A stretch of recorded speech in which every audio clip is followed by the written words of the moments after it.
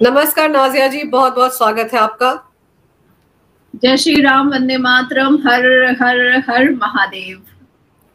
बिल्कुल, हर हर महादेव, जय श्री राम। जब मैं और आप बात कर रहे हैं तो बस ईवीएम खुल रही है और कुछ ही घंटों में तस्वीर पूरी तरह से साफ हो जाएगी नाजिया जी कि मोदी सरकार तीसरी बार आ रही है। लेकिन एक बहुत ही महत्वपूर्ण मुद्दा है जिस पर चर्चा करना बहुत जरूरी था, इसीलिए मैंने आपको सुबह सुबह डिस्टर्ब किया। ये बताइए कि मुंबई में जो 2 दिन पहले रवीना टंडन के साथ जो घटना हुई है, वो तो सच में रोंगटे खड़े कर देने वाली घटना है। अंजू जी, इसी को मॉब लिंचिंग कहा जाता है। मैं हमेशा, आपको याद होगा, मैं आपको हमेशा कहती हूँ कि ये जो हिजाबन होती है ना, ये जिहादन भी होती है। मैं हमेशा समझाने की कोशिश करती हूँ कि देखो, मुस्कान को भूलो मत कोई भी। मुस्कान को समर्थन किसका आया था? अलकायदा के चीफ का आया था, चीफ का। कोई लल्लू पंजू, कोई टेररिस्ट आकर के उसके समर्थन में नहीं खड़ा हुआ था। अलकायदा का चीफ उसको समर्थन दिया था। और उसके बाद अभी आप देखो कि वो कितनी लैविश लाइफ में वो हिजाब की फुलझड़ी लगा करके आज वो कहाँ गायब है। मैंने हमेशा भारत के हर एक राज्यों में ये बताने की कोशिश की है कि आप जितने भी हिजाबन को पूरे भरे मेकअप में जो टीवी चैनल की खिड़कियों पर देखते हैं, उनके बात करने के तरीके को पकड़िए, उनके बात करने के तरीके को समझिए। वो बहुत अग्रेशन में बात करती हैं। हम अपनी शब्दावली को थोड़ा सा रॉ करते हैं तो हमें अपने अपने आप में बुरा लगने लगता है कि नहीं यार, ये कुछ अच्छा नहीं बोला। मैं उस शब्द को और भी डिसिप्लिन में और एक अच्छे लिहाज में रख सकती थी, पर वो इंटेंशनली उसी अग्रेशन में अब्यूजिव लैंग्वेज के साथ वो हमें जवाब देती हैं। अब मैं आपको बताना चाहूंगी कि ये जितनी हिजाबन और जिहादन ये जो खड़ी हुई थी वहां पर, उसको मैं एक वीडियो आपको दिखाना चाहती हूँ कि वो इंटेंशनली खड़ी थी। और जहां पर रिजवी कॉलेज के पास रवीना टंडन का ठीक ऑपोजिट में उसका घर है, वहां पर कोई भी रेसिडेंशियल हाउस वैसा कॉलोनी वाला नहीं है, अलग अलग सबके बंगलो टाइप के हैं। तो ये हिजाबन और जिहादन वहां पर कर क्या रही थी? रिजवी कॉलेज के ठीक ऑपोजिट फुट पर कर क्या रही थी? तो सेकेंड थिंग इज के रिजवी कॉलेज के पास मैं एक बार नहीं, कम से कम 1000 बार मैं वहां से गुजरी हूँ, और वहां पर कोई ट्रांसपोर्टेशन का भी सिस्टम नहीं है। रिक्शा जाता और आता है, आप रिक्शा पकड़ सकते हैं वहां से। और वहां पर 9 बजे 10 बजे के बाद कोई उतना दिखता नहीं है, क्योंकि जिनके जिनके बंगले हैं, क्योंकि कॉलेज बंद हो जाता है, और उसके बाद जिनके जिनके बंगले हैं वो अपने पेट्स को लेकर के निकलते हैं 10 के बाद वॉक करने के लिए या रन के लिए, वो रात में निकलते हैं। पर जिस हिसाब से इंटेंशनली और स्ट्रैटेजिकली वो हिजाबन जिहादन वहां पर खड़ी हुई थी, वो इंटेंशनली वहां पर मॉब लिंचिंग करने के लिए खड़ी हुई थी। अभी मैं आपको एक वीडियो दिखाती हूँ। खड़ी जो है वो हिजाबन है, पर उसके बाद वीडियो में देखिएगा अचानक से बहुत सारे मुसलमान मर्द आ जाते हैं। तो मतलब वो छुपे हुए थे। देखिए,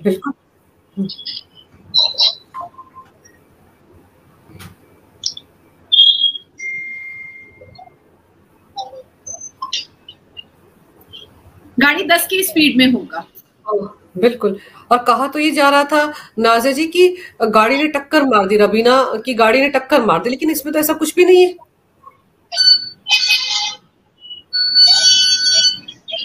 वो देखिए, वहां से वो काले बुरखे वाली आकर के गाड़ी के सामने टकराने की कोशिश भी की है, पर गाड़ी टकराई नहीं है।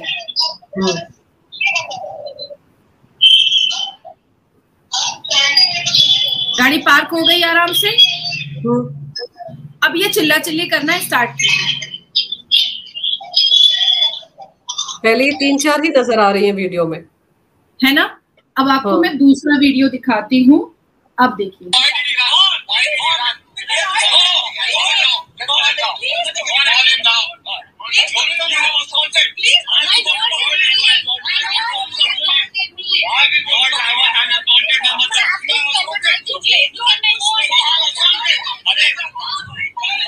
ये देखिए, ये देखिए, मारो मारो, किसी बोल रही है। ये देखिए, ये देखा आपने कैसे मोलेस्ट किया है।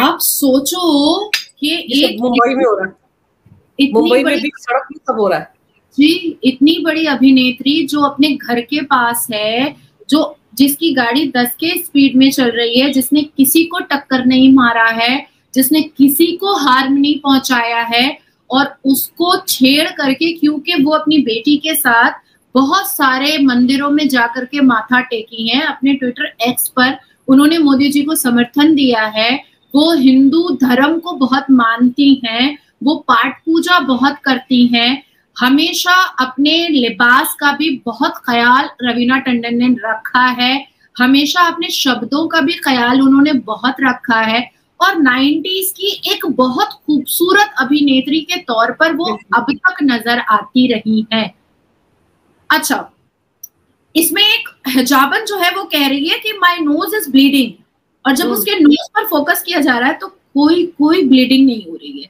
उसके बाद बहुत सारे जब मर्द आ करके रवीना टंडन को मलेस्ट कर रहे हैं, उनके शरीर को भीड़ में गलत तरीके से छू रहे हैं, उनको धक्का दे रहे हैं, तो ये लोग कह रहे हैं कि इधर हाथ मत लगाना, और लेकिन रवीना तुम इधर हाथ मत लगाना, मतलब मेरी महिलाओं को, हिजाबन जिहादन को तुम छू नहीं सकती हो। और रवीना टंडन को मारने के लिए वो लोग कह रहे हैं मार साली को मार, साफ लफ्जों में है मार साली को मार।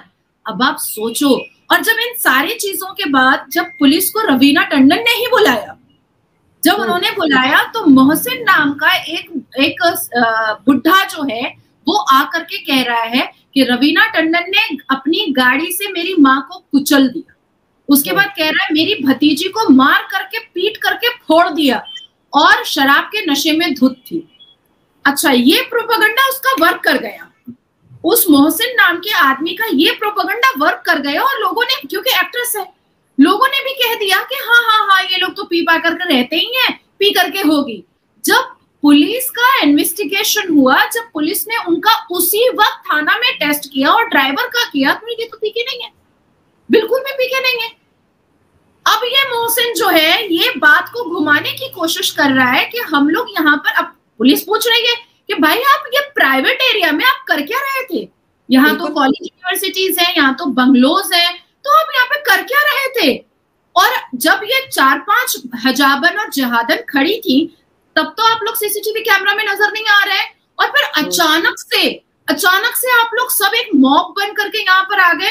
तो वो मोहसिन जो है वो कह रहा है कि मैं तो अपने घर में किसी लड़की का रिश्ता लगाने यहाँ पर आया था, जबकि जिस एरिया में रवीना टंडन का घर है उस एरिया में या तो मॉडल रहती हैं, या तो एक्ट्रेस रहती हैं, या तो टीवी स्टार रहते हैं, और या तो कॉर्पोरेट का पूरा बिल्डिंग है, और या तो फिर कॉलेज है।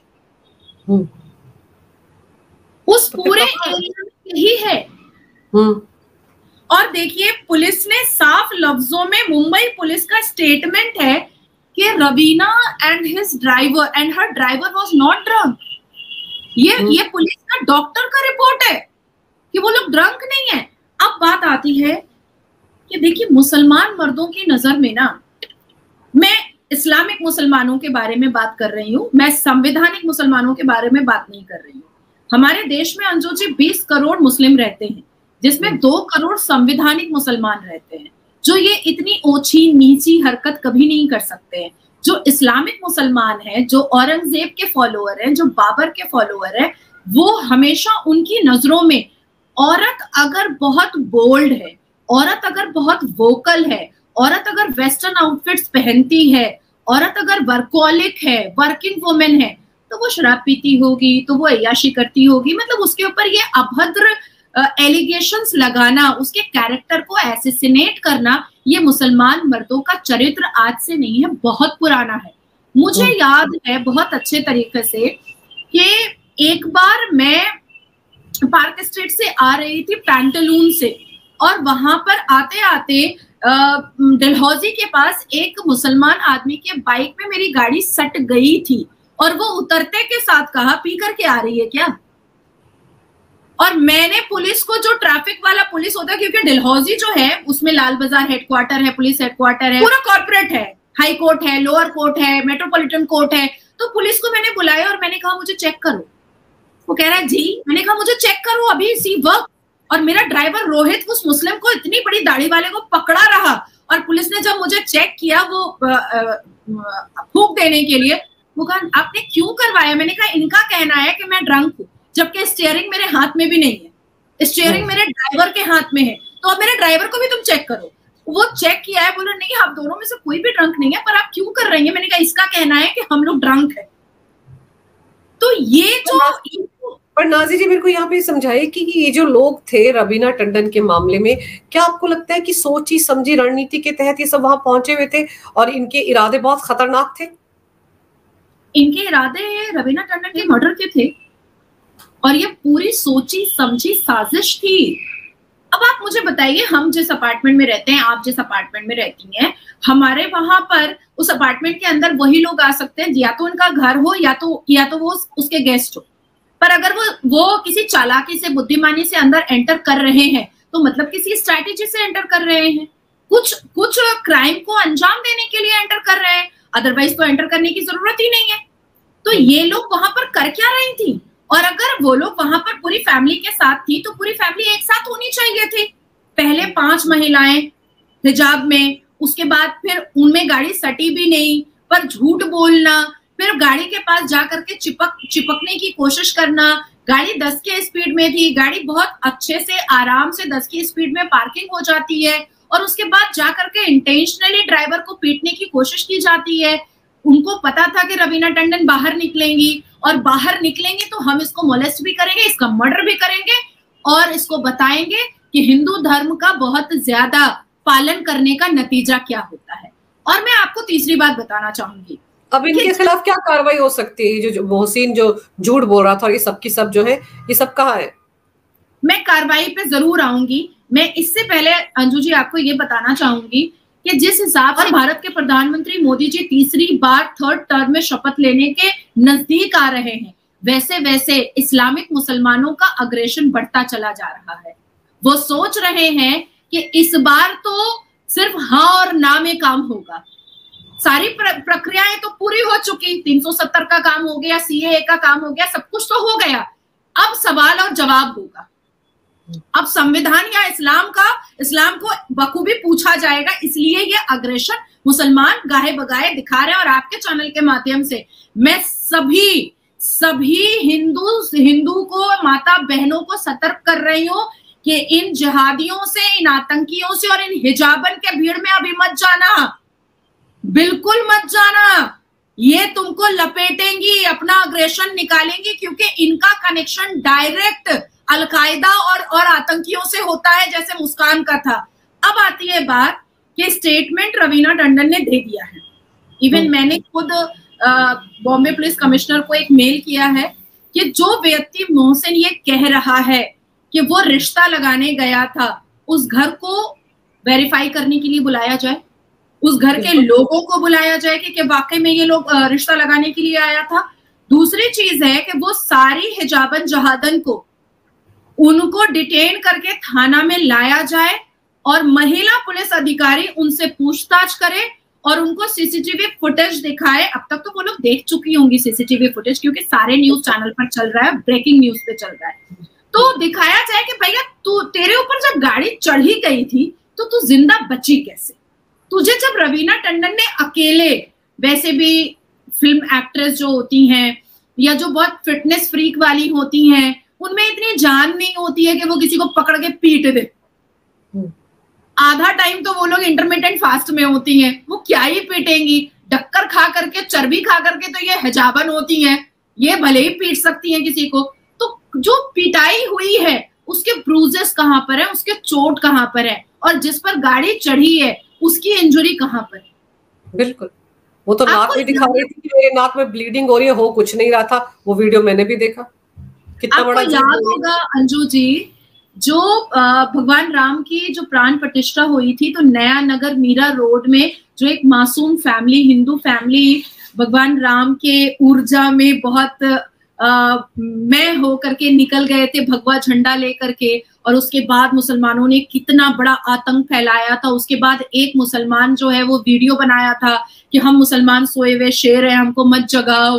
तो इस टाइप के बॉम्बे में, जोगेश्वरी में, मीरा रोड में, घाटकोपर में, डोंगरी में, मोहम्मद अली रोड में, इस टाइप के मुसलमान बहुत रहते हैं, बहुत ज्यादा रहते हैं। तो जिस तरह से उसके ऊपर कानूनी कार्रवाई बॉम्बे पुलिस कमिश्नर ने किया था, उसी तरीके से अब इस बार भी कार्रवाई करनी चाहिए और सारे पंथियों को खोलना चाहिए। अब मेरा पांचवा सवाल उठता है कि वो सारी फिल्म एक्ट्रेस जो hashtag all eye on Rafah पे कर रही थी, वो hashtag I stand with Raveena Tandon क्यों नहीं कर रही हैं? कहाँ है?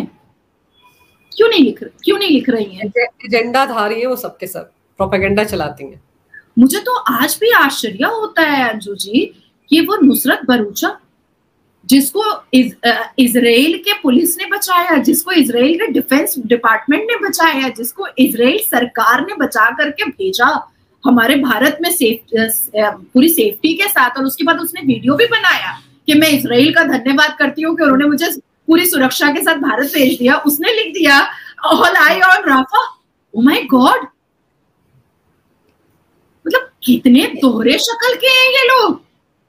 बिल्कुल बिल्कुल, पर मुझे ये समझाइए कि अब जैसे कि आज बहुत ही महत्वपूर्ण दिन है, एग्रेशन तो बहुत नजर आएगा, कुछ ही देर में नतीजे सामने होंगे।